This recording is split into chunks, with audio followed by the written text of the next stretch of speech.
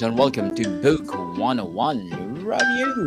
Book 101 is all about the books that I read for the last 40 years. And today I have my special guest. He is a speaker, truth teller, of course, catalyst for change, and of course, an author too.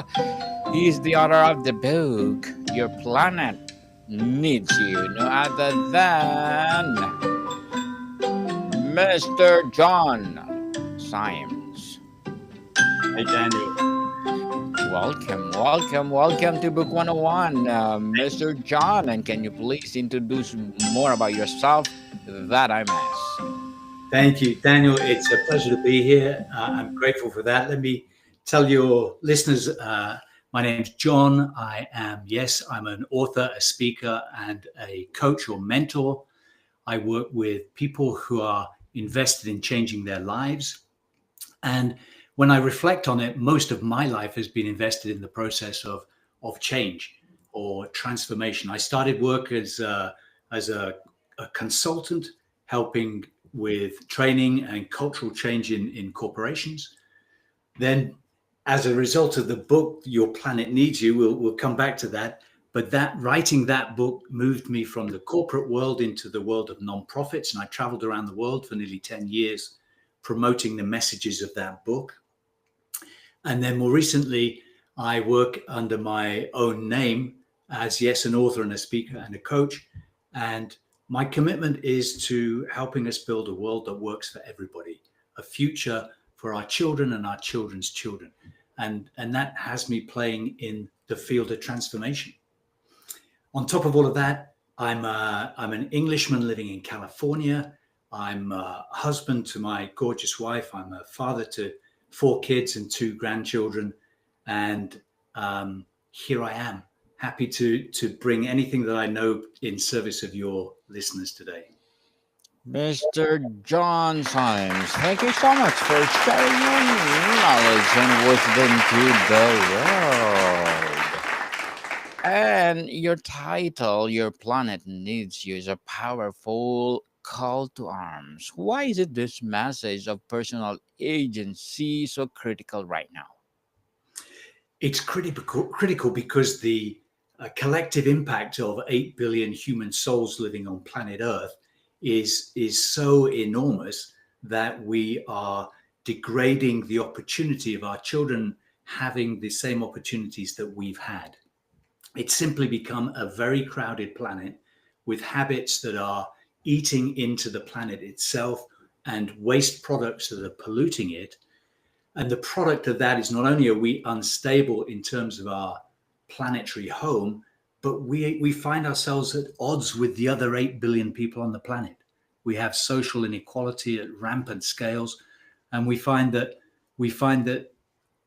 peace escapes us, sustainability escapes us, and now is a time for action. I think the challenge of our generation, Daniel, is to meet this moment in such a way as that the human project can continue and thrive on planet Earth.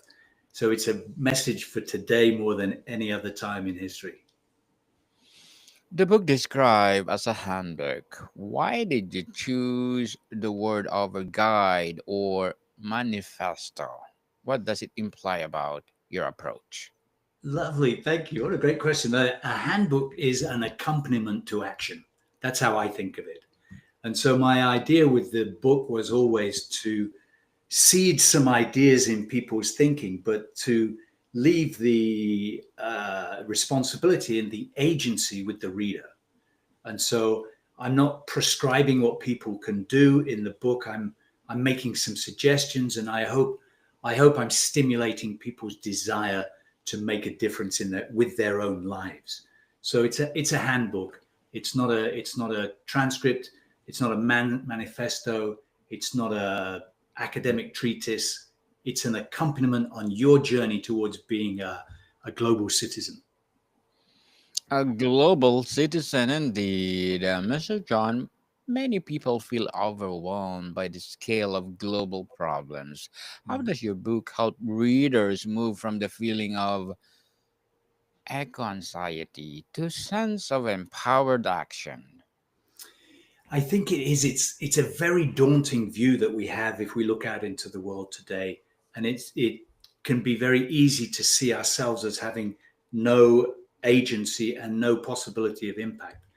So one of the things I do is try to help us see some particular principles of action that we can embody in our own lives, so that we can, in everyday choices that we make, have a sense that we are either contributing to a better world or reducing the footprint that we have in the world around us. One of the ways I do that, I talk about 5 principles, Daniel, that we can embody in our own lives, and they're really quite simple. But I talk about them as principles, and then I leave it to you to decide how to act within that principle. And the principles, the first one would be make your money make a difference. So with every dollar we spend, we have a choice about whether we spend it and give it to a corporation that's maybe having a net negative impact in the world, or whether we channel that dollar to a business which is perhaps a local business that's supporting a particular family or a particular community. We have choices about where we allocate our money. That's the first principle. The second principle that we have is that each of us can live lightly on the planet. And so you can interpret that anyhow you want. I know people who haven't flown on an airplane for 10 years because they don't like the idea that their travel will have the carbon output that it does. We can interpret living lightly in all sorts of different ways, but it's a principle for us to then interpret. Then I talk about standing up and speaking out. We tend to think, and particularly in your question, is that sense that our voices don't matter. But I remember speaking to my member of parliament when I lived in the UK, and she told me that if 6 people wrote to her about a particular topic, 6 people took the trouble to pick up a pen and a piece of paper and write a letter to her, she would see that as a large response in a constituency of about 70,000 people. So raising our voice, standing up for what we believe in, and backing that up is an important principle. That's the third. And then I've got a principle which is to be of service. I think I learned this from my parents. They were teachers, and inside every teacher is a vocational heart. Teachers don't do what they do for the status. They certainly don't do it for the money. They do it because something in them moves them to serve the next generation by helping them learn. And so this principle of be of service says each of us can find ways in which what we do can serve the common good, not just our own interests. That's the fourth. And the fifth principle is just shine. And I'm suggesting in that, Daniel, that each of us have an energy, we have a capacity for joy, we have a capacity to make other people's day lighter, brighter, more enjoyable. And when we shine our light into the world, it makes a better day for ourselves and all the people whose lives we touch. I So like those are that. my 5 principles. Yes, I like the number 5, Mr. Gunn. Just shine. Yeah. You talk about creating the world you want. How do you help someone who is not even sure what the world looks like to define their vision? Gosh, well, one of the most powerful things that motivates almost everybody is the idea of the next generation. Many of us are parents. Those of us that aren't parents may become parents or may know in their own family, they may have nephews and nieces, and the sense that we're handing the world down to another generation is a pretty universal idea. And when we start talking about the good of, the safety of, the opportunity of the next generation, then we've got an idea of fairly wide-ranging relevance to people. So when people say, I don't know what I want, I might ask them the question, well, what kind of world would you like to leave to the next generation? And that sets people thinking, and it has them think outside the compass of our own lives. And we start to think about the people who who can't shape the world. It implies responsibility for shaping the world for the next generation. It's a very powerful idea. Definitely. What will be your legacy to the world? Indeed. Mr. John, let's talk about the unstructure of the key concept of your book. Your book divide or the book is divided into four parts: learn, think, do, and become. Why is it this specific progression important for the reader's journey? Well, I think if I was writing it again, I might say learn, I might say unlearn, Unlearn. because as we come into the world and we inherit a set of stories about the world, and often those stories do not serve our common good. So we live in a world in which we accept things like abject poverty for some people in the world. We come into the world and we kind of accept the idea there will always be war and violence. And those stories are so ingrained in the culture that and they're locked together by this overarching story that says there is no alternative to the way the world is. So the first thing I might say is we have to unlearn what we think we know about the world, and and and then learn differently what something about the true nature, the truer nature of the world.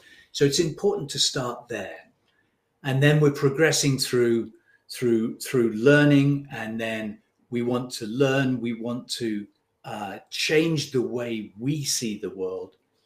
Ultimately, that needs to be channeled into action. So we talk about action and what we can do, because action is the point at which our lives actually impact other people and impact the world around us.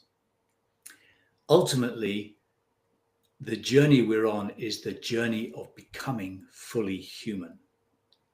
And so the last stage is the stage of becoming human. Because to become fully human, to be able to act fully human, to be able to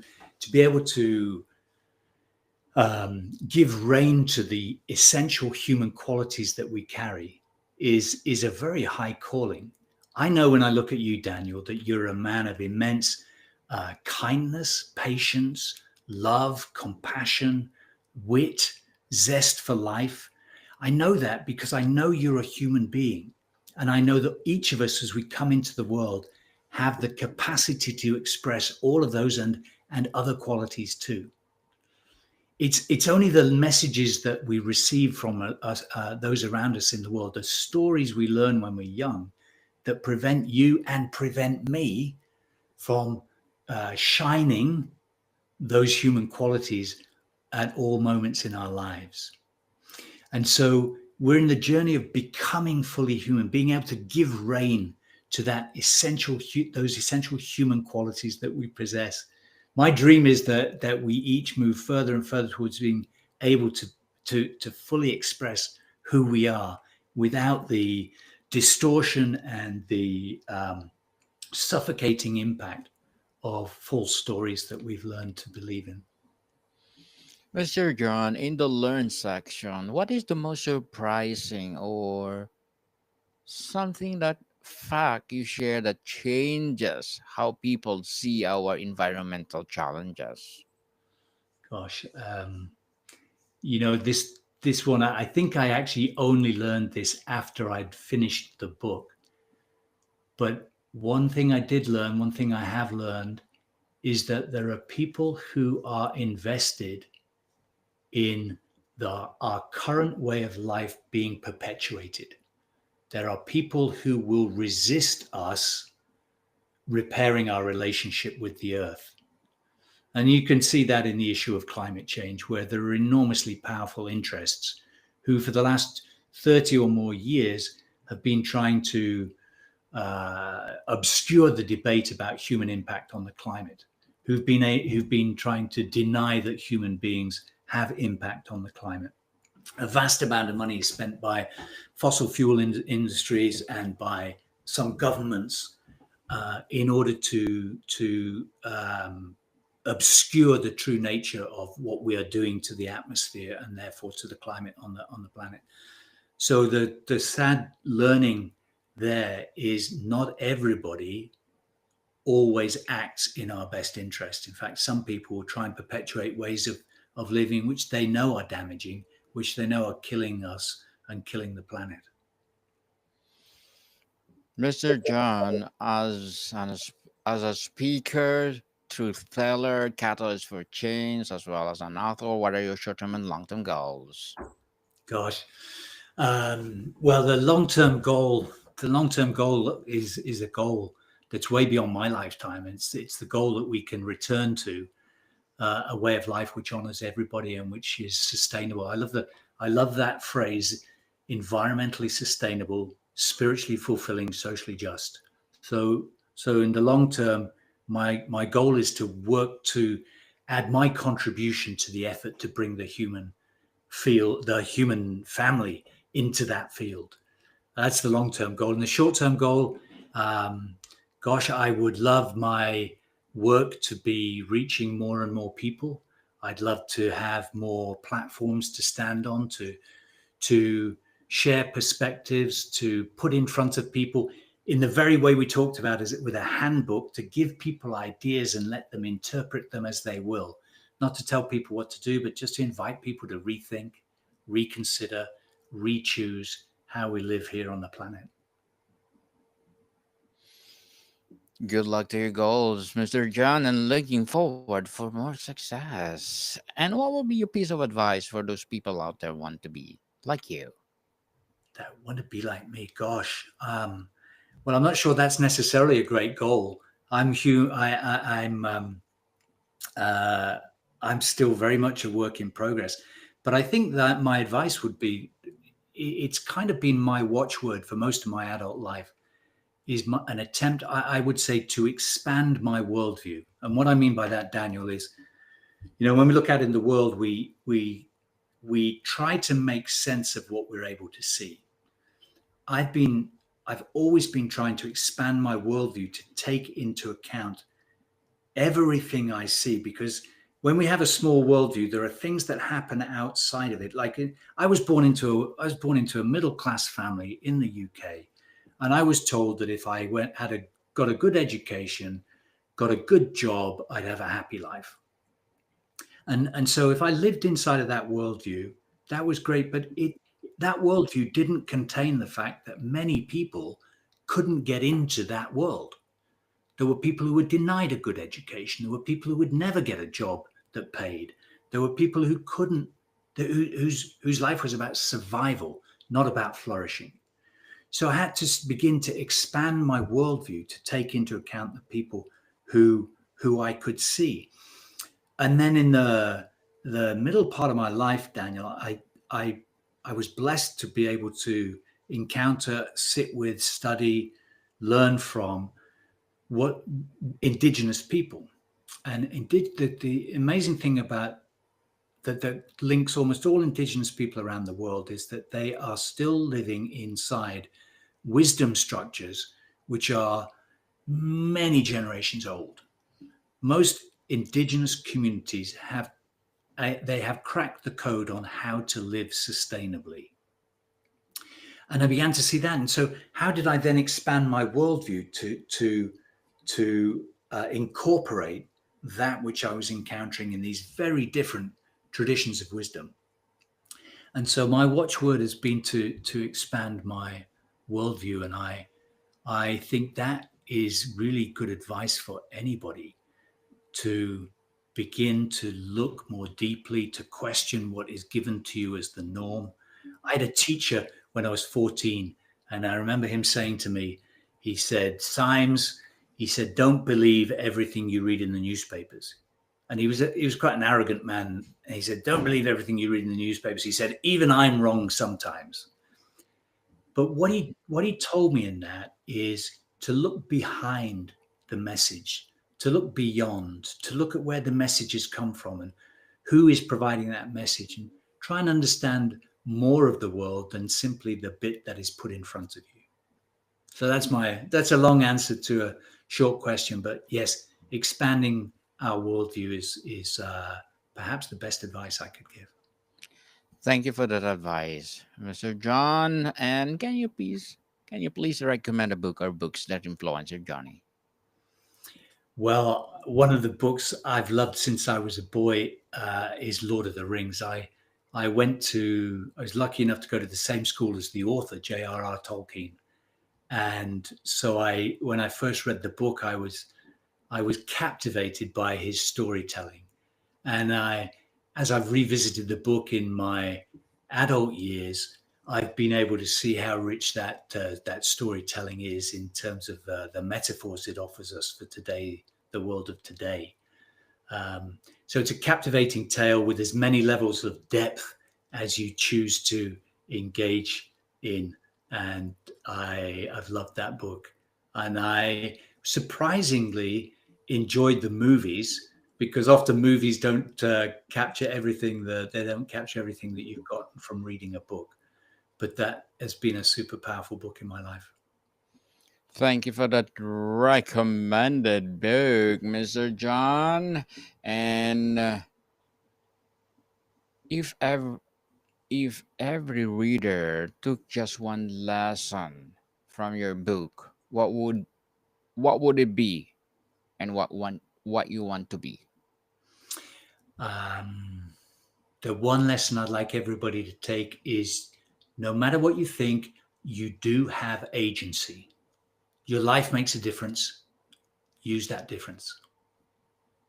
Totally. And before we wrap up our discussion for today, Mr. John, I'm inviting you to please do listen to my other podcast, people, my other podcast, because my abstract essay is already in fifth season, abstract poetry in second season, and my book 101 review in fifth season too, comedy 101 in second season, and my food 101 in fifth season as well, geography 101 in fourth season, and my baby podcast, law 101 and mental health 101, love letters in third season, and movie 101 review and music 101 in fourth season, and science 101 and sex 101 in its first season. Please listen to them wherever you listen your podcast. So, Mr. John, finally, the world you want is created one person at a time. After reading your book, what is the very thing you want someone to do? Change their mind. Change their mind. Every one of us, in the context of expanding our worldview, every single one of us has a worldview which is not yet as large as it needs to be. When it's as large as it needs to be, we'll be living in harmony, Daniel. So, my one outcome would be for each of us to change our mind in some way, in some capacity, as soon as possible. Mr. Jon Symes, thank you so much for sharing your knowledge and wisdom to the world. So can you please invite our listeners to support your books, advocacy, or whatever projects that you're doing right now? Yes, thank you. I'd love it if readers were, please get a hold of a copy of the book or visit my website, wholeandfree.me, and you'll find resources there to help you to, yes, reset your life. Thank you so much, Daniel. I appreciate your tireless work to get messages out into the world, and it's been a joy talking to you. You are most welcome, Mr. John. Yes, people, let's support Mr. Jon Symes because if you support him, for sure, more and more and more empowering books to come, more and more empowering advocacy to come. So, Mr. John, thank you so much for your time. Thank you, sir.